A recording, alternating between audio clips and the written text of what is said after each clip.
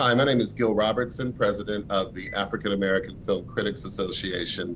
Today, we are thrilled to be talking to the two stars of the new Apple TV Plus film, Causeway.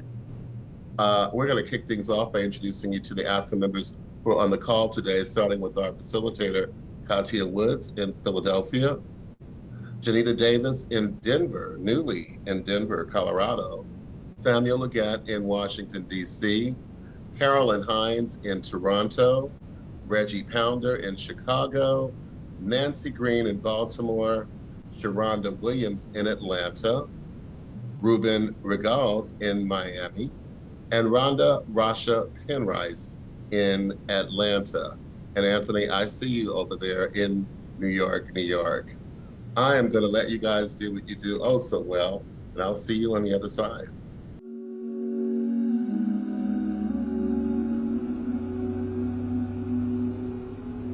I just never thought I would come back here. You don't got love for this city? It's not the city. It's that house. I'm the only one that made it out. I got a job. You did doing what? Cleaning pools. What are you doing? Pools. Cleaning them. Hey, look, if it get dark now, you just ride it, okay? Yeah. Yeah. How do I do that? All right, what's dark? I work for the Army Corps of Engineers. Now I need them to clear me so I can go back. You got blown up over there and you want to go back? I've got to get away from here somehow. I don't know. What happened? There was a car accident on the Causeway. I'm kind of on a lot of medication. What kind of medication? Like don't shoot yourself in the head kind of medication. Okay. I gotta get myself together. I gotta get through the storm, the weather. I got to get away. Can you go back? Yes. Should you go back? It's a different question. I've got to get away. How the pool business going? It's cutthroat. Really? No. Hi, I'm Reggie Pounder, the real critic out of Chicago. Thanks you guys for doing this film. I want to ask you a question about this issue of loneliness or need for companionship, given the fact that I guess that it's really pronounced given the pandemic, is that it seemed like both of your characters really needed companionship in very different ways. And I'd like for you to speak to your character's need for that companionship. Sure. Well, I'll start.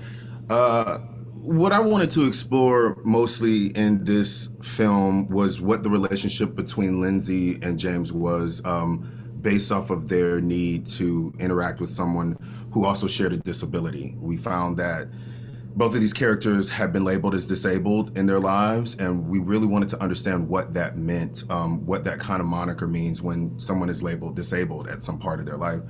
They had both been living normally, for lack of a better word, in their lives, and then all of a sudden a tragedy took place or some kind of event took place that shifted how they had to move in the world, which also shifted how they saw themselves. It shifted how people saw them. And I think for the most part, for James, he had gone through his life in a kind of like disconnect of what and who he was and how he could relate to people based on what his disability was. Also, they both are dealing with their own version of grief, I believe, and their own version of loss and guilt, which also in a way became debilitating and felt like a disability as well. And I think that the best thing that could possibly happen to the both of them was the connection that they found with one another, because it somehow allowed them to drop that veil of that they were living behind because of their disability. And it's often, very taboo sometimes when you realize that you've made a connection with someone that is literally based in grief, like when you realize that there's this trauma bond that has happened. And I think that what Jen and I really wanted to explore was what it looks like on the other side of that, to make sure that it wasn't just this one-sided and this one-dimensional thing of these two people who were coming together in grief and loss, but what it looks like on the other side, what it looks like to go through it together. And I think that that's what ultimately panned out when we finished Causeway. And what was so incredible about just the process of making this movie is that we started it before COVID, obviously lost 2 years from COVID and then came back. And when you're making an indie and you don't have, a studio big brother telling you, this is what the movie's about, this is what we need more of this, we need more of that. We could move so instinctually.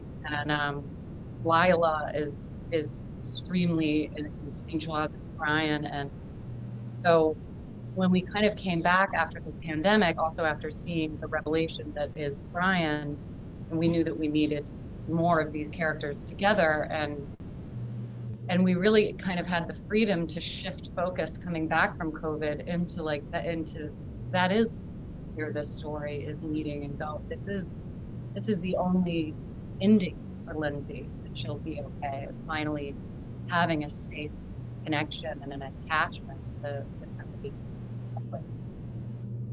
My name is Ruben Peralta from Cocolecas.net here in Miami. Your perception about mental health, in what way has changed after you guys made this film? That we should all really get help. It's like for me, I was like, oh right, like mental health is truly something that we should all really think about and focus on. And like it was very interesting because like Jay said, we did step away from this project for at least a year and a half or so, and we realized that after 2020, like most of us, we were all changed. Like there were so many different things and different losses that we had all endured. And so coming back to an environment and to a film where we left these characters one way, we knew that when we went back, they had to be different because we were different. The environment even in which we filmed was different. And that all really does affect, how the story unfolds, which to our testimony, was the best thing that could possibly happen because it allowed us to crack our characters open because we had to expose ourselves at the same time.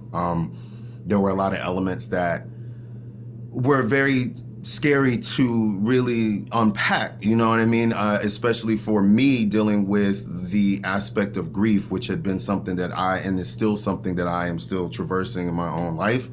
But I really wanted there to be this kind of peace for James, this kind of reflection for other people to see in James, who were dealing with their own loss. He lost his nephew, he lost his mother, and then he lost his family, essentially because of this accident. And not only that, he lost his leg. So there was all this kind of loss that was circling around James.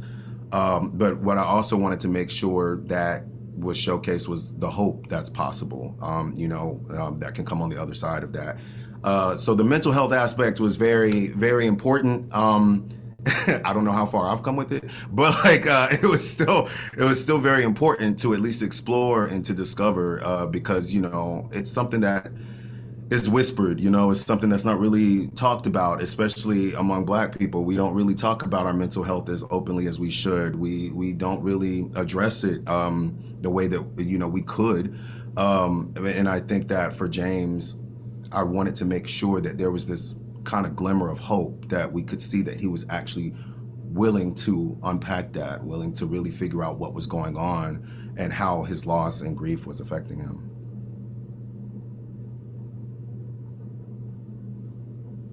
Oh, and me. Sorry. I was like, Jen, tell me about yeah. Sorry, I was like interviewing you for a second. I mental health still on my journey, and also just how badly everybody needs a friend. We all went through this collective trauma together, and I do feel like the conversations around mental health, it really took off after COVID in a way, because it was just undeniable what we all went through, all of us losing relatives to COVID or just losing our freedom to COVID, and human connection. Thank you.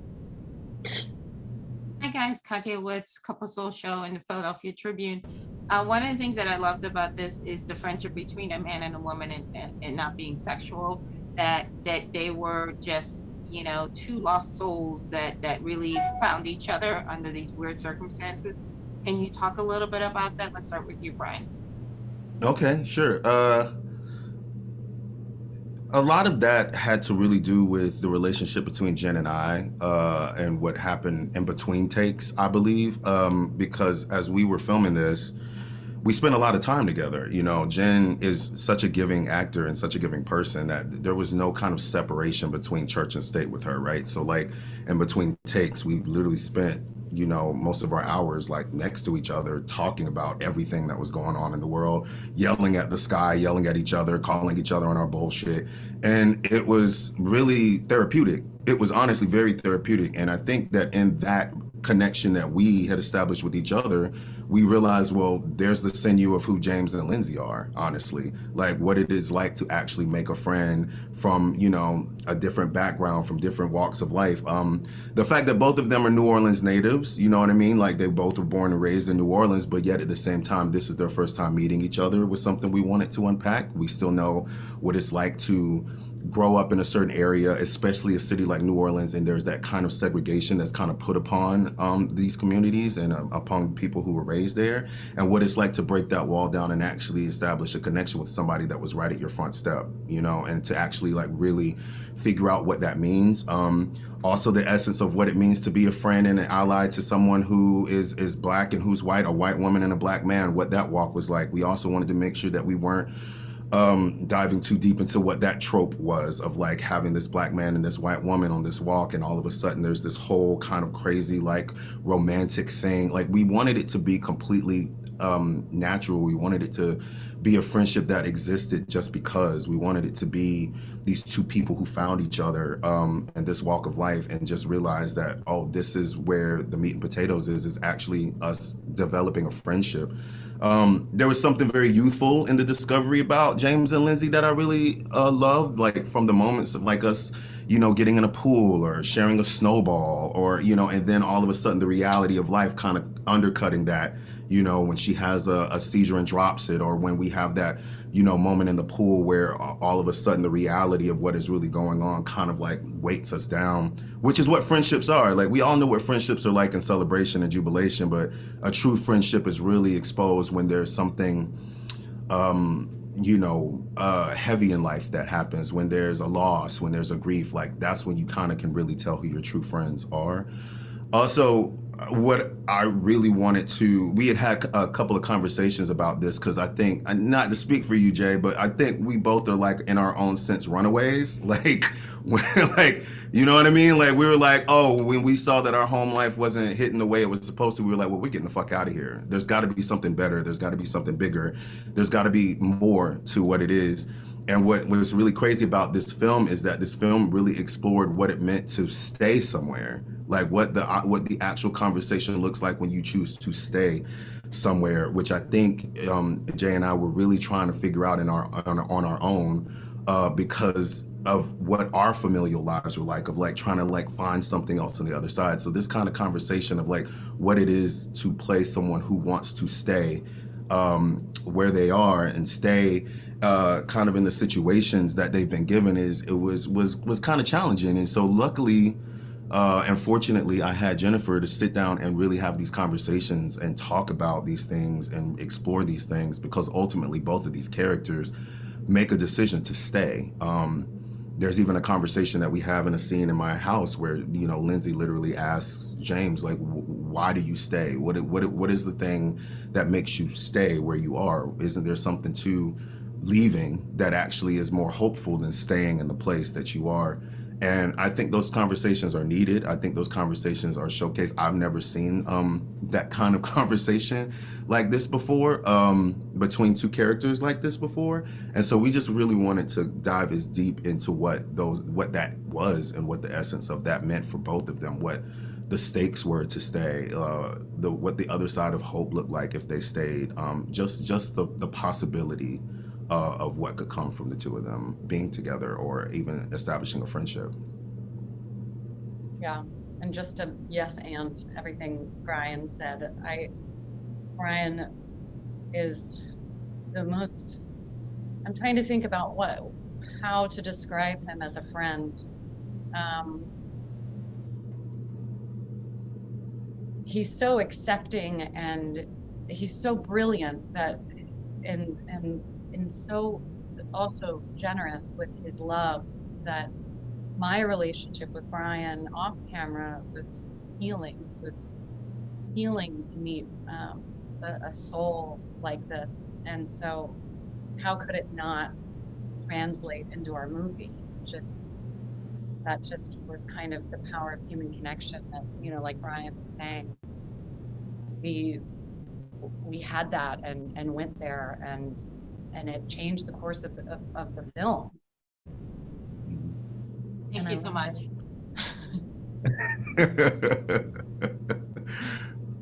Hi, I'm Jodita Davis from The Black Cape. And everything you guys just said just set up for my question, which is that there's a part at the end where they're coming together. And I think that, as you said, Brian, there's some conversations we need to be having about staying. And I think that moment needs a conversation. I want to hear from both of you. What is that moment? Because I think people are going to take it as a closure moment of triumph and oh, we're healed and everything's good at the end. And I want to reframe that for people. And I also don't want people to think it's a Katniss and Fastos team up, because that's not what it was. But anyway. How do you know? How do you know it's not? What was it? I didn't miss it. She said a Katniss and Fastos team up. Like it could be. We don't. I mean, that's the glory of ending the movie where we did. We don't know. You never know. Yeah, I mean, these are two people with intimacy issues, and even though we end the movie on them making this choice, like, let's live together, let's see how this goes. I don't think it's implied at all that they're gonna get on, that it's gonna be this perfect, flawless endeavor. And then what else was your question? All right, I have to stop trailing off. What else? Yeah, I think mostly what we wanted, because we had gone through a few, I mean, correct me if I'm wrong, Jay, we were like trying to figure out how to wrap up. Yeah, we had so many different conversations about how to bring closure to the film, and we realized that was the problem, is that we were trying to bring closure to something. Yeah. And I find that when you're dealing with a connection like James and Lindsay's, where it's a connection that, like I said, they are dealing with disabilities, they're dealing with grief, they're dealing with loss, that closure in a friendship isn't something that happens overnight, and it's not something that you want an instant fix to. What you kind of want with closure, or the search of closure, is the possibility of what can be. And so I feel like with the way that we ended this, it was just really watching two people make a decision about actually leaving the door open, right? Like what the possibility could be of something extending beyond. And it's also that kind of thing that happens in friendships, right? Like it's so pure in its essence of, like, when you're beefing with your friend and you have fucked up and said something wrong, how do you make it right? And you have to, in a way, kind of lay your burdens down. You kind of have to eat crow sometimes. You kind of have to do a lot of things that are tough and hard, but is the friendship worth saving? Is this person and this soul that you connected with worth it? And just from watching her walk down the street, we see her with this case of beer and we have no clue where she's going. And then you see him sitting on the stoop. He just happens to be on the stoop at this time of day. He just happens to be there.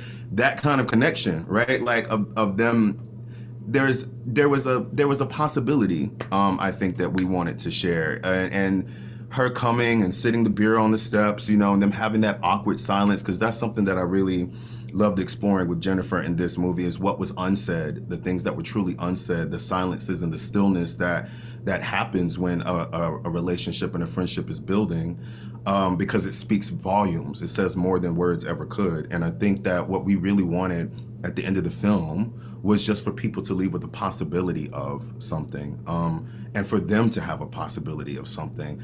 I don't want to keep using the word hope, but that is kind of what it is, you know? It is that thing of like, oh, there's an actual connection. You know, we see Lindsay leave this beautiful scene with her brother in jail, actually her going to sit down with her brother, who is also disabled as well. And we watch them have this intimate, beautiful connection with no words between a pane of glass, what that connection looks like. Then for her to go to the community pool and submerge herself, you know, and to be a part of the community again, that's another element. And then for her to actually come back to the one person that is a brand new connection, a whole new connection that she discovered, and to actually be like, well, what if, you know, what if there is this thing? What if we do actually kind of explore what this is? We thought that, well, I felt personally that it kind of didn't provide a closure, which is what I loved about it. It actually gave us an opportunity to really sit back and be like, okay, all right, something, it was like a breath, you know, it was like a deep inhale of It was like oh, the first step of healing. yeah. And so I think that that's really what we wanted. We really wanted to see these two people kind of like take a chance at a possibility of something. Love your background. Yeah, your background is popping, actually. I'm there with y'all. I was like, where do I get that? Why don't I have that? I didn't even think about that. I got y'all. I'm gonna okay. Thank you. But one of the things that I find so fascinating is when you deal with grief, when you deal with hard times, it's kind of hard for you to process internally. But while watching this film and actually being able to see other people recognize things they need or don't need, kind of find that center to learn how to feel and learn how to deal with grief. It's different actually walking through a different situation with someone else. And so I wanted to know, for the both of you, putting yourself in your character's shoes and walking through these processes as them, has that changed how you view grief? Has it changed how you view or process grief? Or has it also changed, you know, what you need as your center? Is it that companionship? Is it loneliness that you actually yearn for? What does that process look like after finishing the film?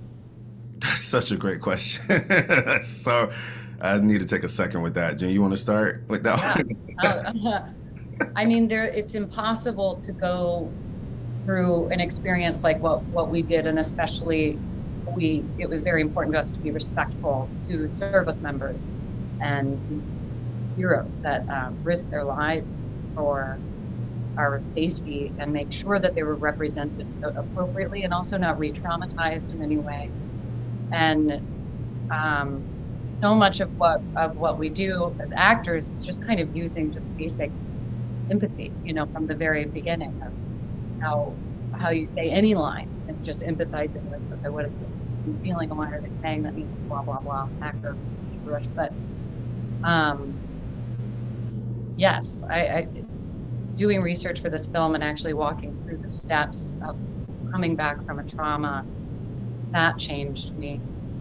And there were also aspects of, even though I'm not a service member, there were aspects of that anxiety and depression that really resonated with me. You know, when you're in a fog, when you're in a depression, I don't know, I think other people do this, but for me personally, I have those moments where I just think, maybe if I just moved to France, maybe if I just move, you know, you just kind of want to make these big moves just to kind of get out of this moment you're in. You just feel like you want to jump out of your skin, which is why we were just saying, you know, staying was kind of the first step of healing, and I related to that a lot in my 20s, of just kind of going from set to set to set to set, stopped me from having to really think too much about my life.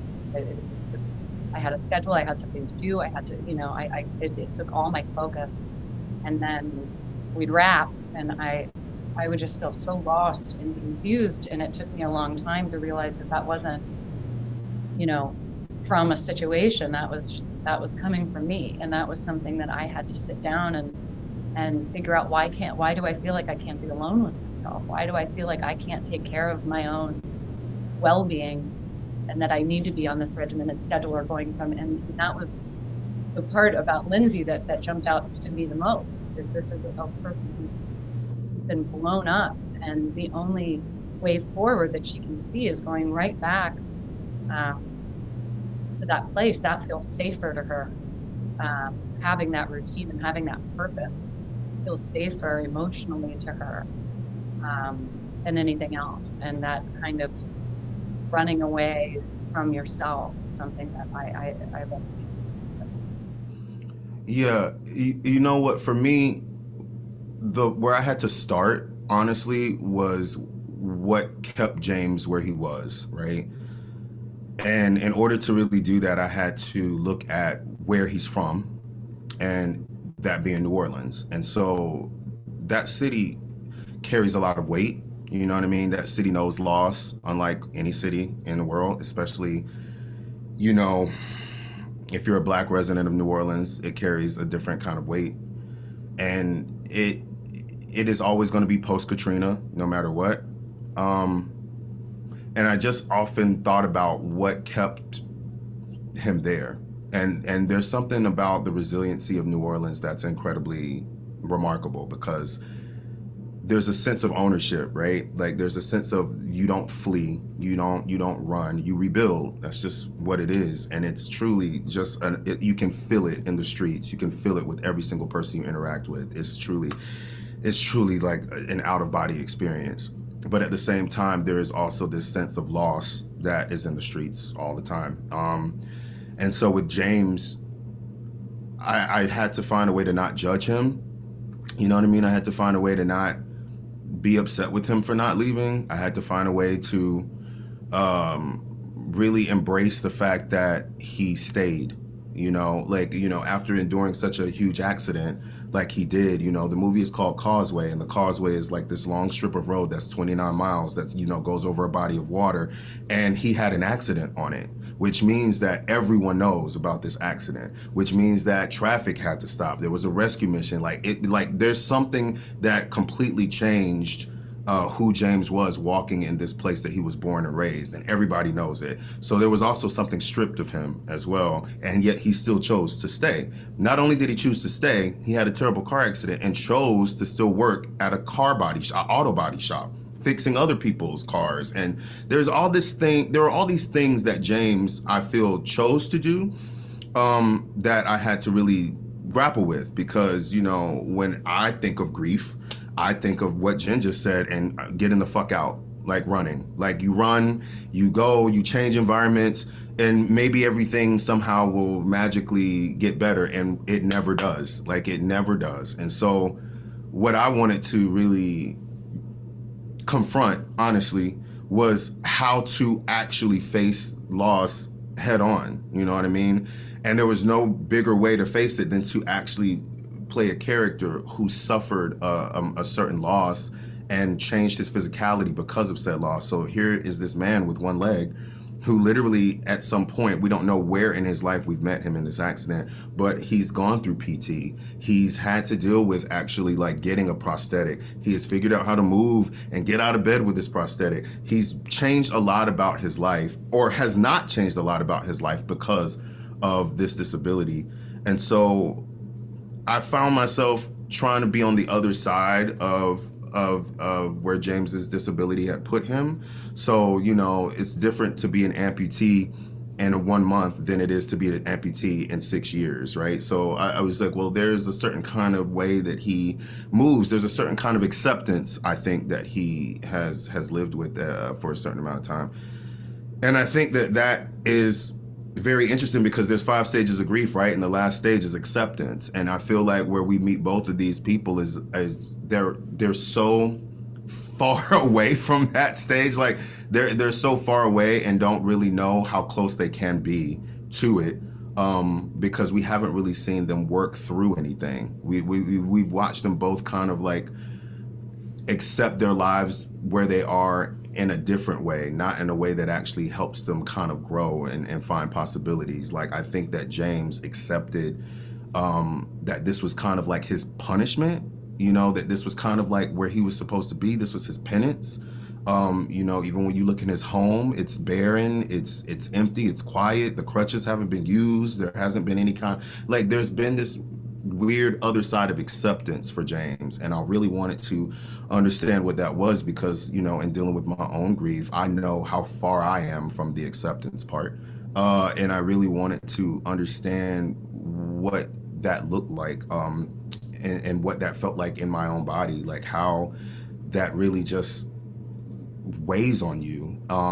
And most of the times when you're in it, you don't even know how deep you're in it. Sometimes it's kind of like there's no GPS for grief. That's the corniest shit I've ever said in my life, but it's true. There's no one way to do it. It's easy to get lost. It's easy to get turned around. And the thing about it is most of us are afraid to ask for directions. You know what I mean? Like most of us don't want anybody to know that we're on this journey and that, you know, but the only way to move through it is forward. And I think that is something that was difficult for me to actually accept in doing this part and playing James, but it was the most cathartic. Hi, my name is Nancy Green with Film Critique. And one of the things that really struck me about this was the first meeting that they have. I noticed that there just seemed to be a complete lack of judgment from either side. Whereas, you know, typically with the kind of characters they embody, both of them would get a lot of outside judgment. And so they're both dealing with PTSD and these kind of wounds that you can both see and not see. So can you talk a little bit about that and those themes and how, you know, the outside views versus their own internal views influence their relationship? Sure. I mean, what I really loved about it is that they weren't trying to outmatch each other in the grief Olympics. You know what I mean? Like, there was never this thing of like, my grief is heavier than yours. No, well, you don't understand. Mine is like this. And oh, my loss was like this. It was literally just two people who could see each other before they even said a word. You know, there's this moment at the truck where, you know, he comes up and is like, this is an 87 Scottsdale. You don't even know what you have. And she's like, well, it's not mine. And he's like, oh, okay, well, you know, we'll take a seat and I'll come and see you. He literally sees that she's searching for something, but he never judges it. You know, he literally just sees somebody who needs his help and has a bomb ass truck and is like, okay, well, and I think that that's something that when you are dealing with loss and when you're dealing with grief, you kind of just want somebody to see you. You know, you kind of just want somebody to see you without saying a word, because sometimes you get so lost in your grief that you don't even know what you're putting out there. You don't even know. And sometimes you are only seen as your grief and your loss. And I think for both of them, they don't want that at all. They, like, I know for James, I'm sure he had been tired of that. I'm sure he really wanted to make sure that he was treated the same and you know, was actually, you know, revered as the same kind of guy he was. And like for Lindsay, who was on a quest of coming back home after being gone for so long, she's trying to figure out who the hell she is in this place, because that word home is very tricky, right? Like home, you know, in essence can be anything. We often think it's a place, we often think it's four walls, we often think it's where your furniture and your things are, but we so rarely think of it as another person. We so rarely think of it as ourselves. We so rarely think of it as being like the action of love. We often think that home is a physical representation of things, and it's not. And so I think when you see the two of them connect, you get to see them truly like, I often think about people who have gone through terrible accidents or people who have gone through trauma and how there's kind of a script of how to tell, because you've had to tell it a bunch of times. Like if something's going on, like you've probably had to rehash this thing over and fucking over again. And I feel like for the both of them, you meet them where they can toss that script away. They can actually just have a meaningful conversation and actually say, you know, I actually don't like being here. This is why I left home. This is because they see it in each other. So instinctually, they literally saw each other from the moment that they saw each other. And I think that is a testimony to what true friendships and bonding can be. Because I know for me, when I was dealing with my grief, all I really wanted was for people to just, you know, ask me if I was okay, but at the same time, you know, treat me like you would have before. And I felt like when I was going through my grief, all I was showing was that, you know, all I was showing was just like this person trying to like hold on to my grief like this teddy bear, you know, protected in this way. And what I really care the most about with James and Lindsay's connection is that you get to see these two people just see each other and just go get a fucking burger, walk down the street. I gave her my last cigarette. That's really important. You know what I'm saying? Like those kind of moments are what was really important, I think, to showcase, just to be seen and to see someone else. And as simple and maybe boring as it is, it's also, you know, chemistry. When Lindsay's first meeting James, she's about to pass out. You know, she needs his help, this stranger. And I think, you know, when I was doing the scene, I felt, you know, like I mean physically, but that like her knees could collapse at any second. And this person that I'm gonna grab onto, you know, those awkward moments and public where it feels too garish to scream help. Right. And Lila knew Brian for years. They went to Yale together for what is it, 19 years? Or did I just? Yeah. I just aged you and myself so much. All of us.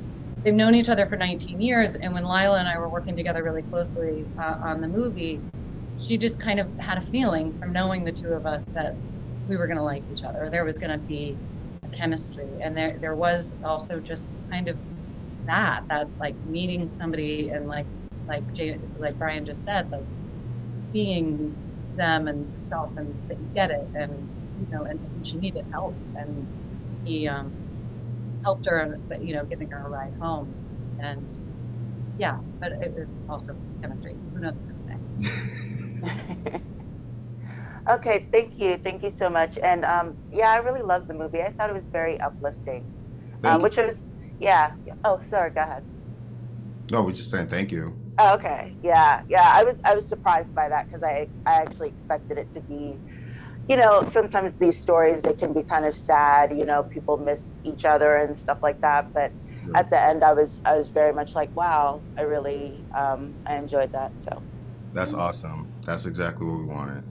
Well, you guys, unfortunately, Brian and Jennifer have to go on to another interview. So to Carolyn, Sam, and Anthony and Rhonda, our apologies. Brian and Jennifer, thank you so much for your time today. Thank you. Thank you, guys. On behalf of the world's largest group of Black film and TV critics, thank you for watching this edition of AAFCA Roundtables. Thank you. Have a great day. Thanks for having me. Take care. Thank you.